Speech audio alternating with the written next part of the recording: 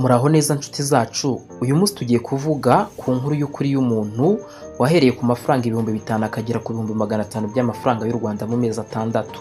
Ni ibintu abantu bakunze kubabwira rimwe na rimwe mukabifata nk'ibihuha bitewe nuko hari abaza bakababeshya bakababwira ibintu bitajyanye ndetse rwose bidafatitse. Muri aka kanya ntabwo nje kugira ngo nkubeshye, ahubwo nje kukubwira ibintu byakozwe kandi ndakwereka uburyo ki byagiye bikorwa mu buryo bworoshye kandi nawe ushobora kubikora. Mu gihe uzabikora uzanshimira nyuma. Turaza kugenda tureba buri cyiciro uko yagiye akoresha amafaranga make, uburyo yacungaga amafaranga, uburyo yamamazaga ndetse n'ingero z'ukuntu yaje kugera kuri iyo ntsinzi. Ni ibintu biteye amatsiko, buri umwe wese ashobora kwibaza ati ubundi yabikoze ate, ni gute yahereye ku 5,000 akagera ku 500 mu mezi atandatu gusa. Dore step ya mbere uko byagenze. Yabanje gukora icyitwa a business plan yoroshye. Yateguye umushinga we neza, abanza wiga ariko mu buryo butamugoye, butanamufashe gutekereza cyane. Buri ikintu cya mbere uba ugomba gukora ni ugutangira plan yoroheje, ugategura ese ndifuza gukora iki. Ndagira ngo ufate ikaramu n'urupapuro wandike utu tuntu. Ugomba kureba ibintu ushobora gukora utagombye gutanga amafaranga menshi. Ikindi cya kabiri, ugomba kureba ibintu abantu bakunze kugura buri munsi, ku buryo ari bya bintu uzahora ufite buri segonda amafaranga akaba yinjira. Icya gatatu kindi ugomba kwitaho ni ukureba uko ushobora kugera ku bakiriya ba mbere. Bivuze ngo ugomba gukora business ariko itari buze kugusaba gukora ibirometero byinshi kugira ngo ubashe kugera ku bakiriya. Icyo gihe urumva byagusaba amafaranga menshi. Bisaba ngo aho uherereye hose banza urebe n'iki gikenewe cyane, ku buryo ki buri muntu wese ari buze kuba gikeneye icyo kintu. Numara kubona icyo kintu buri wese akeneye, uraza wowe noneho kukibegereza, bityo batangire bagikonsiyuminga cyangwa se bakigure ku bwinshi. Uko kuntu bagenda bakigura ku bwinshi nubwo yaba ari ku mafaranga make, birangira yavuyemo amafaranga menshi. Dore rero uko uyu muntu yabigenje. Yatangiriye ku mafaranga 5,000, atangira kugura imbuto n'ibiribwa bike byoroheje murabizi. Arangije akajya agurisha ku baturanyi, inshuti no ku ishuri ryari hafi.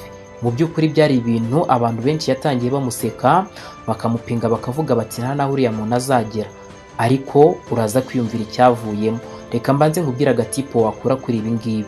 Burya ntabwo ugomba gutangira business nini cyane kuko rwose nta n'amafaranga ahagije uba ufite. Uba ugomba gutangirana n'igice gito, ukigira ku makosa, ukaboneraho uko wakora neza mu gihe n'amafaranga wamugani yazaba yamaze kuza. Ibi ni ibintu byakomeje gufasha uyu muntu, rwose bikomeza gutuma abasha kugenda azamura igishoro cyiwe, biza no kugera aho nyine ageze ku 500 mu mezi atandatu gusa, yarahereye ku noti y'5,000. Reka twerekeze ku gice cya kabiri turebe uko byakomeje. Burya ikintu cy'ibanze icyamufashije nawe cyagufasha, uba ugomba kumenya amafaranga yawe n'inyungu. Amafaranga nshora nangahe, ese nunguka yahe mafaranga. Nyuma yo kumenya amafaranga nunguka mu buzima busanzwe nkoresha yangana gute, reka mbigusobanurire mu buryo bworoshye. Burya ntukibande gusa ku mafaranga winjiza, ahubwo no gucunga amafaranga neza ni ingenzi. Ukamenya ngo ninjije aya, nasohoye aya ngaya ari mu kazi, aracyakoreshwa, iki ni igishoro. Ibyo ni ibintu bigufasha cyane, bigatuma nyine ushobora guhita umenya ngo niba mfite igishoro kingana gutya, inyungu yaje yanganye gutya, nungutse cyangwa nahombye, niki ngomba guhindura, ubushize ntakoze neza, niki ngomba kongera kugira ngo inyungu ziyongere. Ibyo byose biragufasha. Dore uko ugomba kubikora rero. Ugomba gushyiraho icyitwa capital reserve. Capital reserve ni ukuvuga ngo buri gihe ugomba kugira igice cy'inyungu mu byo wongera rwose ku byo usanzwe ukoresha. Ni ukuvuga ngo iki cyitwa capital reserve ugomba gufata amafaranga runaka, tuvuge niba wenda wungutse, ugomba gufata nibura amafaranga nka 1/2 cyayo, ukaba ushobora kongera ukayashora. Tuvuge urugero nk'uyu nguyu yashoraga 5,000. Muri uko gushora 5,000 turaza gusanga neza ko ku munsi yinjizaga amafaranga 1,000 cyangwa se 2,000. Niyo nyungu nyine yinjizaga. Ni ukuvuga ngo hagati y'amafaranga 1,000 n'2,000 ntabwo ayo mafaranga nubwo yayinjizaga yagendaga ngo ayafate yose ngo usange yayariye cyangwa ahita yajyana mu bindi bintu bitandukanye bitari bumwinjiriza inyungu. Ni ukuvuga ngo iyo yabaga yungutse 2,000 ku munsi, yagombaga guhita afatamo 1,000 akayongera kuyagomba kuba igishoro azakoresha ku munsi w'ejo. Byumvikana ko umunsi wa mbere yatangiranye 5,000, bukiyagira kuri 6, bukiyagira kuri 7, gutyo ukajya ugenda uterateranya izo nyungu aba yagiye abona, bityo akagenda azongera ku gishoro. Gusa nubwo yagendaga azongera ku gishoro ntabwo ariko zose yazikoreshaga, kuko urumva yakeneragamo udufaranga turi buze kumufasha no kubaho. Niyo mpamvu niba yarungukaga 2 yafatagamo 1,000 akaba ari cyo yongera ku gishoro, ikindi 1,000 kikamufasha gukemura ibindi bibazo byo hirya yabaga akeneye gukemura. Mu by'ukuri uyu muntu yakomezaga kugenda akora ibikorwa nk'ibi ngibi bigenda byisubiramo, kuko birumvikana niba uyu munsi watangiranye 5, ejo none igishoro kikaba cyabaye 6, noneho kumwe wungukaga 2 ushobora kuzunguka 2,500 cyangwa na 3, bityo bugacya nabwo ukongera ku gishoro. Ni ibintu byamufashije cyane kugeza kuri rwa rwego mu mezi 6 yaramaze kugera ku 500 by'amafaranga y'u Rwanda, kandi mu by'ukuri yarahereye ku 5,000.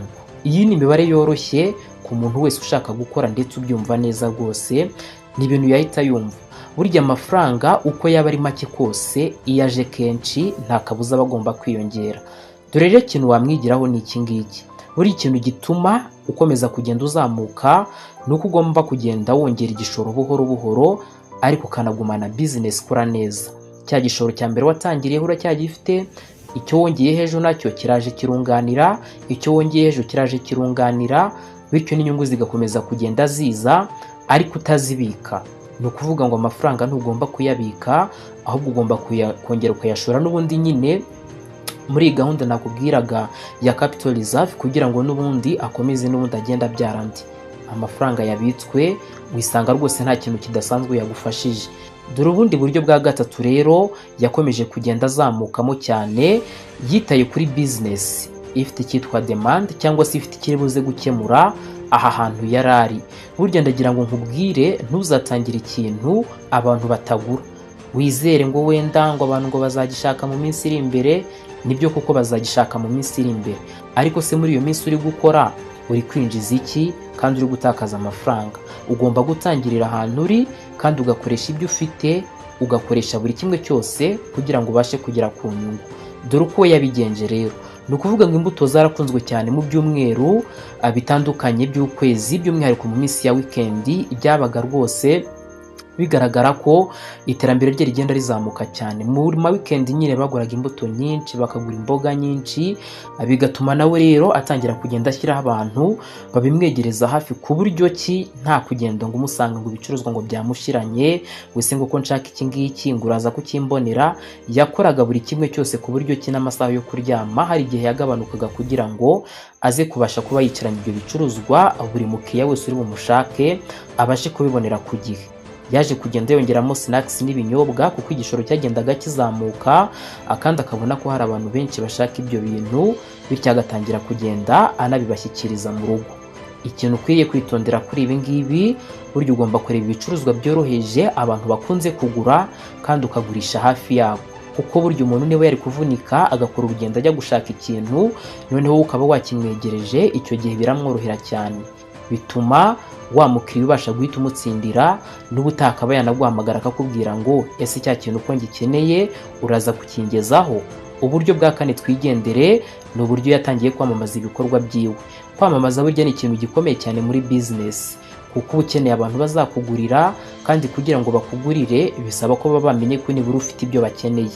Niyo mpamvu yaje kwigira inama yo kwamamaza cyane, ariko nta bije yigeze akoresha cyane mu kwamamaza. Uribajije uti byagenze biti? Yagiraga gutya, agakoresha inshuti ze zitandukanye, agakoresha abaturanyi, agakoresha amatsinda ya group, ama WhatsApp groups, agakoresha n'ama Facebook groups z'abanyarwanda zitandukanye, bityo agakomeza akamamaza ibikorwa byiwe. Birashoboka ko ushobora kuba uri muri group WhatsApp nk'eshanu cyangwa 6, ariko zose ari ugukurikira ibikorwa by'abandi. Nta groupe nimwe ushobora kugiramo nibura ubushobozi bwo kuba wayamamazamo nawe ibyo ukora ngo nibura abantu babe babigura. Ushobora kuba wirirwa kuri TikTok scrolling ureba video z'abandi, ariko ukaba utafata igicuruzwa cyawe ngo cyamamazeho, bityo ubashe kuba wabona abakiriya. Ibi byose ni amahirwe ushobora kuba ufite hafi yawe, ariko ukaba uri kuyitesha. Ndagira ngo nkubwire ngo ujye uba umunyakuri ku bakiriya bawe. Ibi nabyo byaramufashije cyane. Burya umukiriya wamuhaye ikintu cyiza, ukamuha serivisi nziza ikamushimisha, ubwa kabiri ashobora kukuzanira na 4 cyangwa 5. Ubwiza bw'ibicuruzwa n'imyitwarire myiza iba ari promosiyo ikomeye inaruta izindi zose ushobora kuzibwira ngo wakora. yabikoraga neza, agatanga ibicuruzwa byujuje ubuziranenge, imyitwarire myiza abantu bakabikunda, ibyo byose bigatuma bongera bagaruka umunsi ku munsi, igishoro cye n'amafaranga ye bikomeza kugenda bizamuka. Icyo wamwigiraho, ukwiriye kujya usaba abakiriya bawe gusangiza abandi, ibi bizagufasha gukura byihuse. Gusa ntabwo bazigera babisangiza abandi mu gihe wabahaye ibintu bitabanyuze, iki nacyo cyandika ahantu. Reka dukomeze turebe uko byakomeje kugenda. Ni ukuvuga ngo yakomeje kugenda azamuka step by step, ava ku rwego rumwe ajya ku rundi, dore uko yateye imbere muri aya mezi 6 yose. Mu kwezi kwa mbere kugera mu kwezi kwa kabiri yaramaze kugurisha imbuto n'ibiribwa bike, aho yaramaze kwinjiza hafi ibihumbi 50 by'amafaranga y'u Rwanda. Mu kwezi kwa gatatu no kwa kane yaramaze kumenya abakiriya be, ibicuruzwa bye bimaze gukundwa n'abantu benshi, ibi byatumye anazamuka cyane yinjiza amafaranga ibihumbi 150 by'amafaranga y'u Rwanda.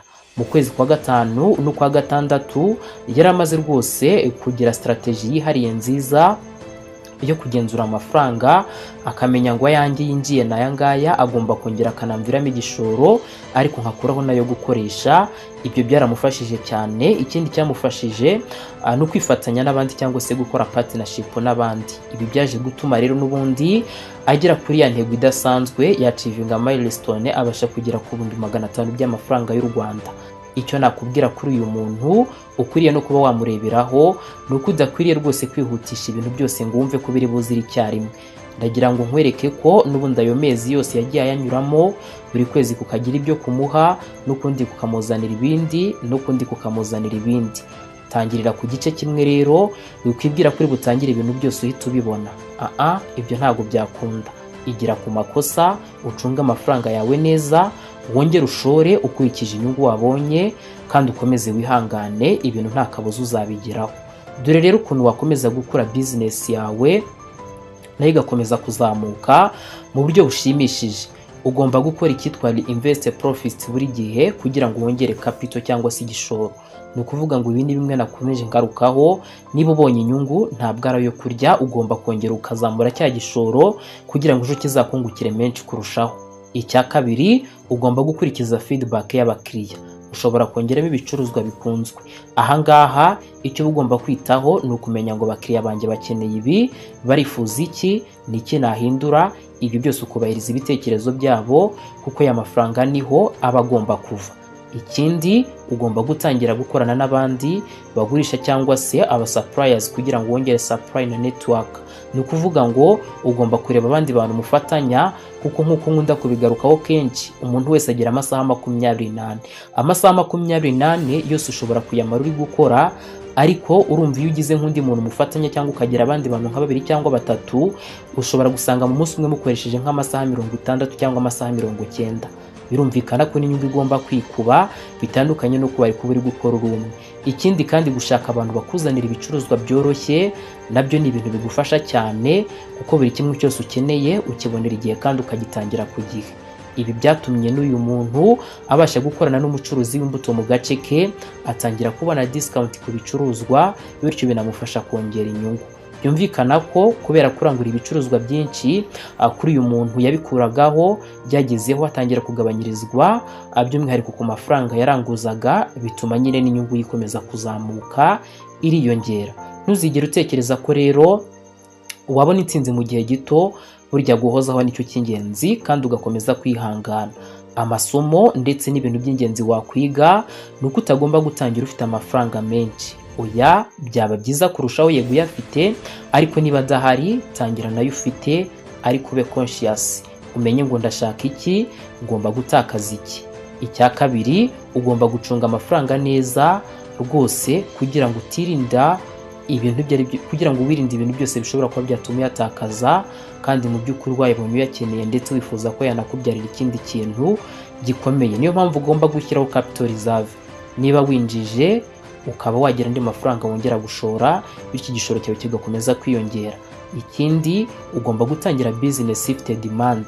Ese business yanjye iraza gukemura iki? Ni biki abantu bakeneye nje gusubiza? Reba ibicuruzwa abantu bakunda, bityo bari byo ubaha. Icya kane, ugomba kwamamaza kandi ku giciro gito cyane.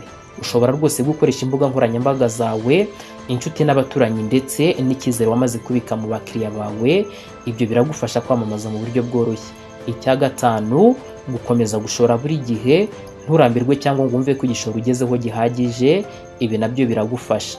Guhozaho ni ingenzi, niba udashoboye mu cyumweru kimwe, mu kindi bizakunda. Icya karindwi, ugomba gutangirira aho uri, ugatangira bizinesi yawe mu rugo cyangwa hafi y'aho abantu bahurira, kugira ngo babashe kugera kuri serivisi bifuza cyangwa ubashyikirize ibicuruzwa bakeneye.